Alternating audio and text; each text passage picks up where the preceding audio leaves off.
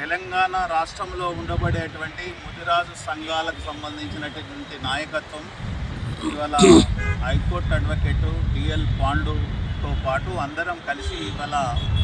వేమ నరేందర్ రెడ్డి గారిని ముఖ్యమంత్రి గారి యొక్క సలహాదారు వారిని కలవడం జరిగింది. ఈ రాష్ట్రంలో ముదిరాజులు ఎదుర్కొంటున్న సమస్యలతో పాటు కాంగ్రెస్ పార్టీ అధికారంలోకి వస్తే మాకు ఏ గ్రూప్ చేస్తా అని చెప్పి హామీ ఇచ్చినారు కనుక త్వరితగతిన ఆ ఏ గ్రూప్కు సంబంధించిన కార్యాచరణ మొదలుపెట్టాలని, అదేవిధంగా ముదిరాజులకు మంత్రివర్గంలో స్థానం ఇస్తామని ఎన్నోసార్లు ముఖ్యమంత్రి గారు చెప్పినారు కనుక దయచేసి అది కూడా చేయండి అని చెప్పి చెప్పడం, అదేవిధంగా రాష్ట్ర స్థాయిలో ఉన్నటువంటి కార్పొరేషన్స్లో చాలామంది ముదిరాజులు ఆశావాహులు ఉన్నారు కనుక రాష్ట్ర వ్యాప్తంగా కింది స్థాయి నుంచి మొదలుకుంటే మార్కెట్ కమిటీ నుంచి మొదలుకుంటే రాష్ట్ర చైర్మన్ వరకు ఎమ్మెల్సీ వరకు కూడా అవకాశాలు కల్పించాలని చెప్పి మాట్లాడడం జరిగింది. అదేవిధంగా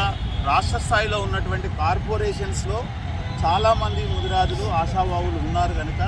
రాష్ట్ర వ్యాప్తంగా కింది స్థాయి నుంచి మొదలుకుంటే మార్కెట్ కమిటీ నుంచి మొదలుకుంటే రాష్ట్ర చైర్మన్ వరకు ఎమ్మెల్సీ వరకు కూడా అవకాశాలు కల్పించాలని చెప్పి మాట్లాడడం జరిగింది. అదేవిధంగా యూనివర్సిటీలో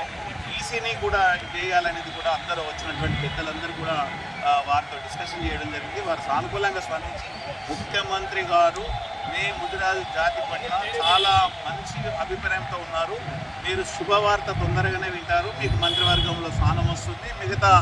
ఈసీ కూడా ముదిరాజులు ఒకటి ఇస్తున్నారు, తర్వాత మిగతా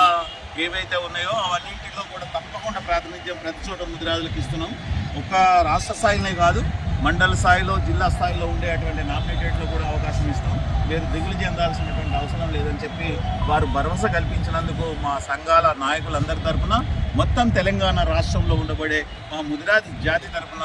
వేమ నరేందర్ రెడ్డి గారికి మరియు ముఖ్యమంత్రి గారికి కూడా మేమందరం ధన్యవాదాలు తెలియజేస్తున్నాం.